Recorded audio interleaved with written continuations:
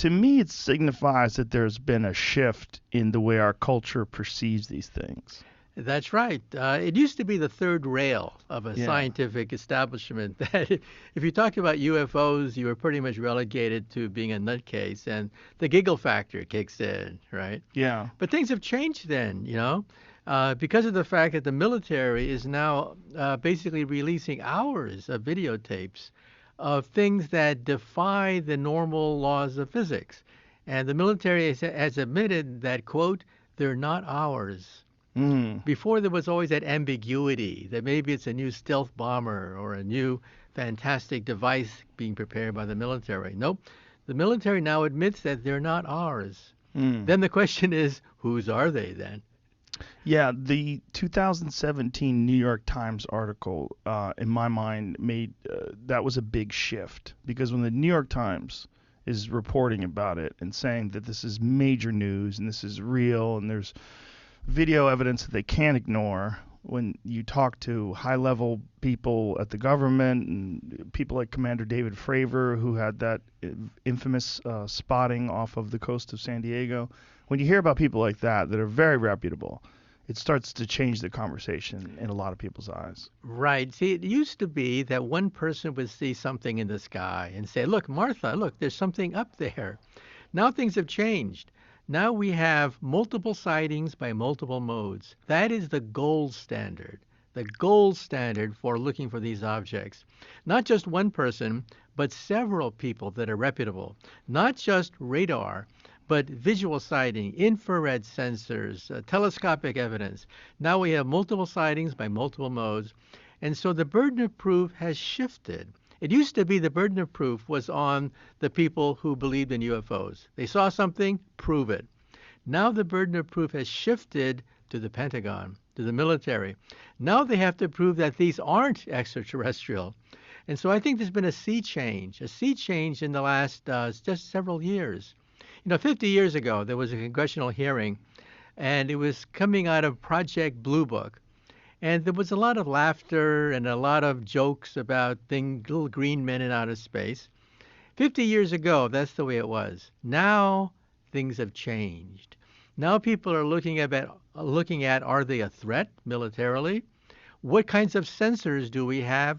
What kind of metrics do we have? We now have, frame by frame, an analysis of these objects. These objects travel between Mach 5 and Mach 20. That's 20 times the speed of sound. These objects can zigzag, and we can measure the g-force inside this object. The g-forces are several hundred times the force of gravity.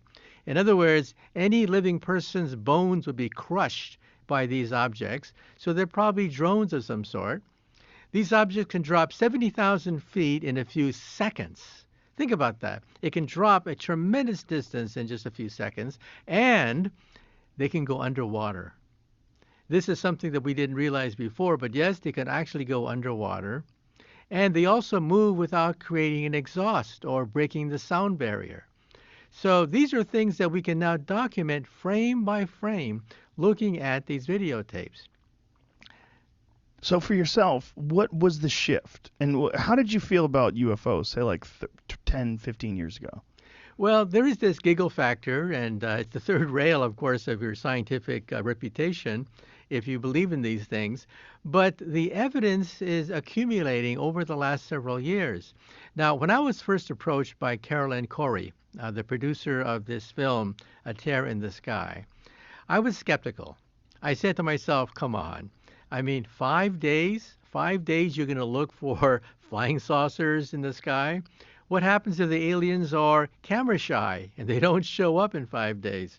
So I was pleasantly surprised when they actually found something.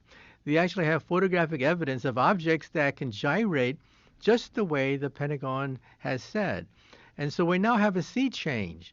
A center of gravity has changed with regards to looking at these objects.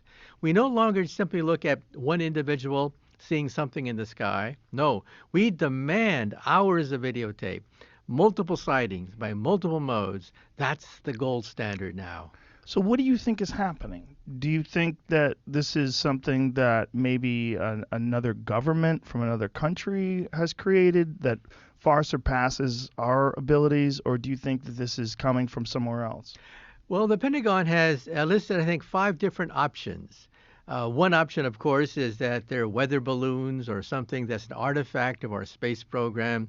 Maybe a piece of rocket that is plunging back into the Earth's atmosphere. That's one category. Another category is anomalous weather events. They happen, and they have to be looked at very carefully. But the last option is other. Mm. That is not just the Russians or the Chinese, because these objects apparently can gyrate faster than what the Chinese and the Russians can muster, but it opened the door to the possibility of other. They didn't specify what other was, but you can fill in the dots yourself. Now, one possibility for other is hypersonic drones. Mm. We see that in warfare now. The Russians in the Battle of Ukraine is actually using hypersonic drones to hit targets inside Ukraine. To be hypersonic, you have to go faster than Mach 5. Anything faster than 5 times the speed of sound is called hypersonic. And so the Russians are now fielding hypersonic drones in warfare.